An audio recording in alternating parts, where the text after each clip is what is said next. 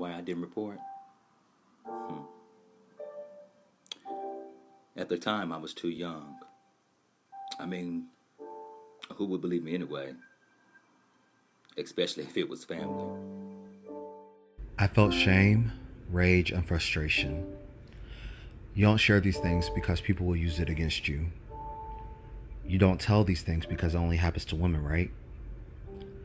I felt a multitude of feelings, and even to this day, it feels foreign or odd to even acknowledge what occurred. I didn't report it because of what you all would say when I was in the room, and even when I walked out.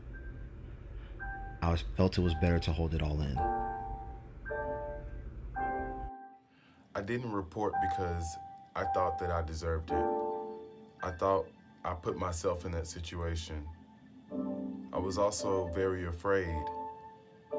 Being newly diagnosed in Texas, I was more afraid of people finding out my HIV status than reporting my assault. Hi, my name is D'Angelo Morrison, and I want to tell you guys my why I didn't report story.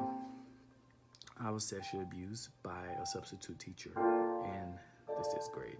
It all started with him being nice to me, giving me a lot of compliments, calling me the teacher's pet, moving my desk right next to his so that he could have easier access to me.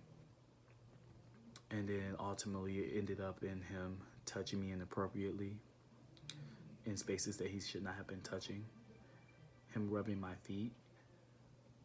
I think he had a foot fetish, and him inviting me to his home to help him do some yard work.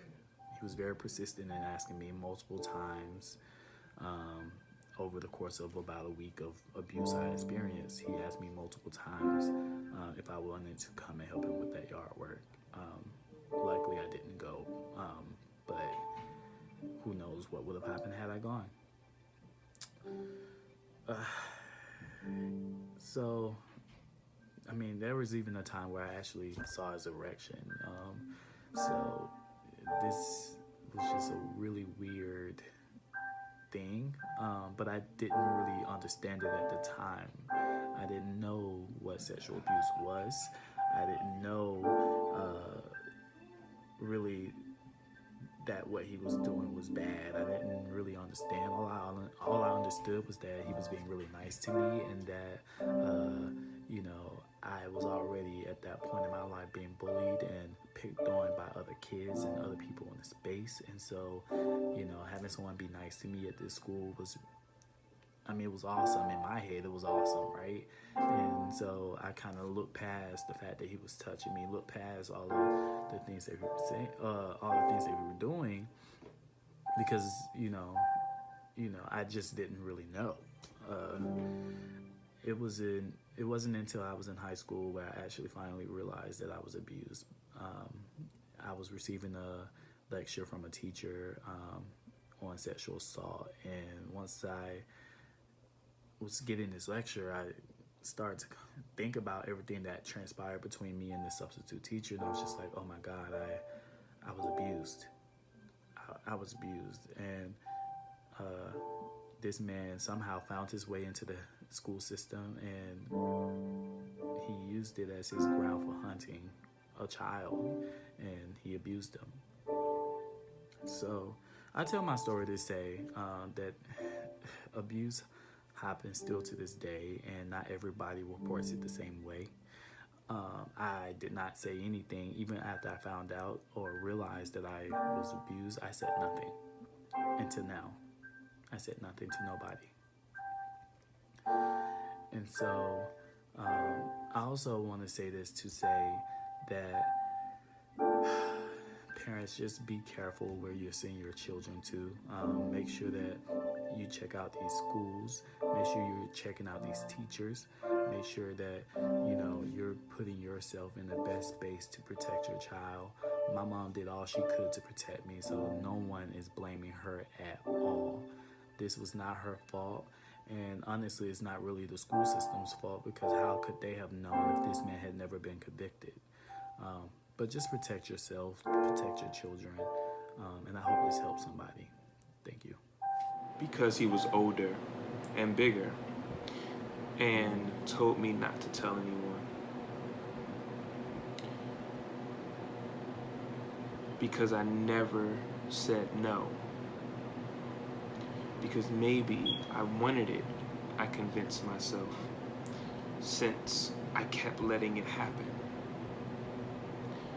Because I was too ashamed to talk about it, and reporting it meant talking about it. Because I started to actually enjoy it.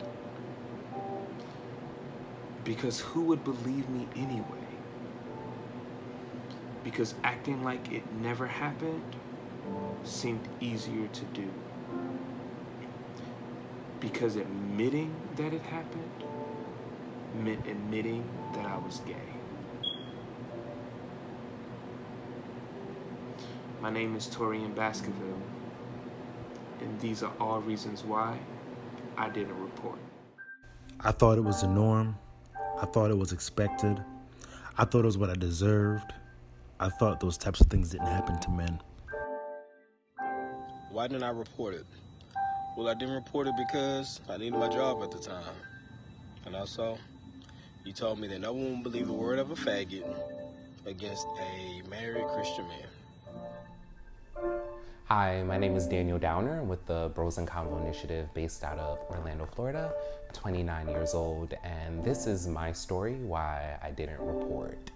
I didn't report my sexual assault because I felt like I had an image to protect and I was in love with my abuser.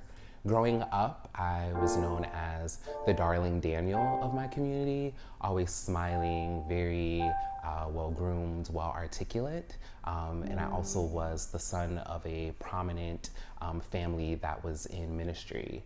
So I had been groomed and skilled and trained in the art of image control and public relations. So when it came to my own sexual assault, I treated it just like any other scandal that myself or my family had dealt with.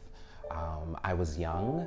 I had just recently publicly came out as being openly gay, and that had resulted in its own church scandal and me being ostracized from the church. And I was really just kind of wanting to find acceptance and love. And I ran into the arms of a guy by the name of Dread, who provided me that love, but really at a terrible cost. It started off with him isolating me from my family and my friends, and then it followed up with verbal abuse, pinpointing a lot of the insecurities that I had within myself, a negative body self-image, feeling like I wasn't masculine enough, and that I lacked sex appeal. And so he verbally berated me with a lot of that. And then after that came the physical abuse, which was kind of his way of breaking me in or making sure that I was like completely broken and could be controlled. And then after that was the sexual assault, which was his way of showing me that he loved me, even in spite of all of the flaws that I possessed. So I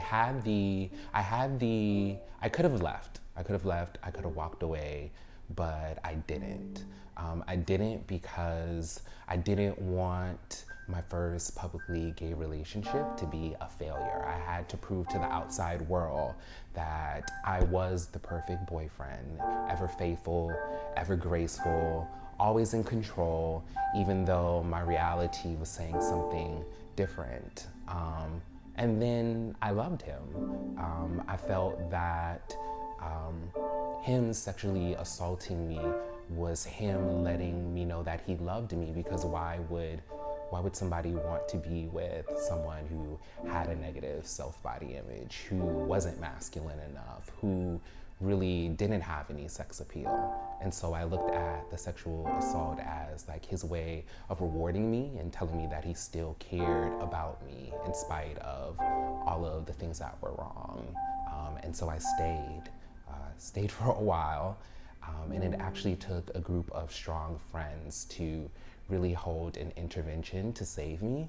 They affirmed me, they comforted me, they held me, they let me know about my worth and that I was worthy of true love and what I had wasn't true love, and that I needed to run tail and escape before I ended up dead. So I remember specifically one friend, Tamil, she was there the night that I had kind of just like reached my breaking point.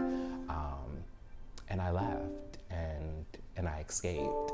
So I share my story because I feel like there are individuals that have the same or similar lived experiences, and they are at that point where they're figuring out whether they need to speak up and whether they need to leave. And so my message would be, yes, use your voice and speak up, but also escape. I was able to do it, and you're able to do it too. And despite of whatever that individual is saying to you, you are beautiful, you are loved, you are cared about, you are worthy, you are valuable, and you are also worthy to receive love in its truest form. Because love in its truest form, it doesn't hurt you, it doesn't berate you, it doesn't make you cry, it doesn't make you want to feel like you want to give up or lose your life. And so you are loved. If you or someone you know have experienced sexual assault, or you're an organization designed to grow your capacity to address sexual assault in your community, please visit one of the organizations listed today.